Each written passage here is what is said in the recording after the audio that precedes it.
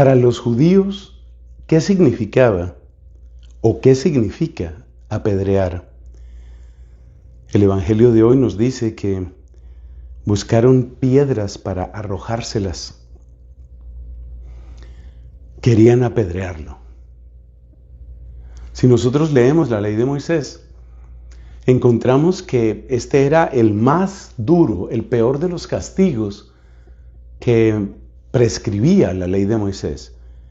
Y es de suponer, y así es, que el peor de los castigos se reserva para los peores crímenes. Crímenes sobre todo que tienen que ver con la fe. Aquel que blasfeme, aquel que niegue a Dios, aquel que predique idolatría o seguir y dar culto a otros dioses, según la ley de Moisés, tiene que ser apedreado.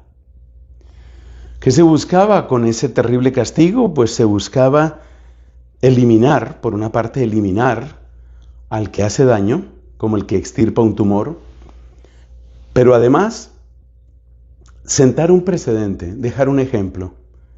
Podemos describirlo con estas palabras: eliminar ejemplarmente a aquel que se ha rebelado contra Dios. El propósito de esa eliminación ejemplar era que nadie tomara jamás ese camino y que la asamblea de Israel se mantuviera pura de toda idolatría, de toda rebeldía, de tal manera que la fe y la alianza estuvieran intactas, vigorosas, vivas. De eso se trataba. Es decir, se trataba de eliminar al pecador para que no se extienda el contagio de su pecado. Eliminar al pecador, esa es la clave. Eso era lo que se pretendía, eliminar ejemplarmente al pecador para que desaparezca el pecado, para que no haya rebeldía. Los adversarios de Cristo lo ven como un blasfemo. Las afirmaciones con las que Cristo claramente se iguala a Dios, para ellos son una blasfemia. Y por consiguiente, pues hay que aplicar la ley de Moisés, y este es un caso, según pensaban ellos, este es un caso en el que hay que eliminar ejemplarmente a un rebelde. Hay que eliminar ejemplarmente a Jesucristo. Pero Cristo, como defendiéndose, les dice: ¿por cuál de las obras buenas me van a eliminar? Y ellos tienen que admitir: no te eliminamos, no te vamos a apedrear por ninguna obra buena, sino porque siendo un hombre te haces igual a Dios. Lo cual es importantísimo porque circulan de tanto en tanto teorías en el sentido de que la razón por la que eliminaron a Cristo es porque Cristo hablaba en favor de los pobres, porque Cristo criticaba a los poderosos, porque Cristo iba a cambiar el orden social.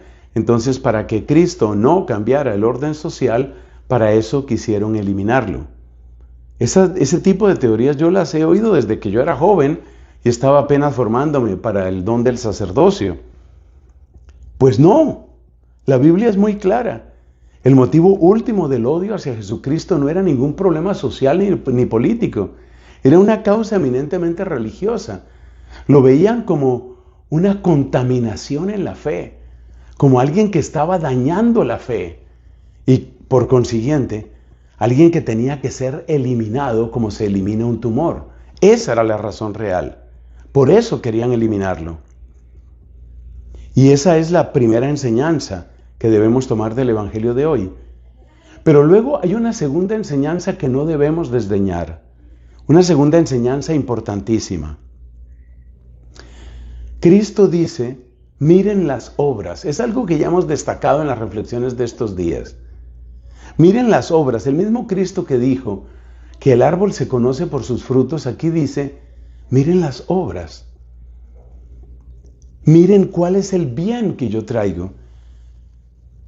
Miren cuál es el perdón, cuál es la reconciliación, cuál es la bendición que yo traigo. Miren eso. No se queden solo en sus pensamientos. No miren solamente sus pensamientos. No se queden viendo sus pensamientos.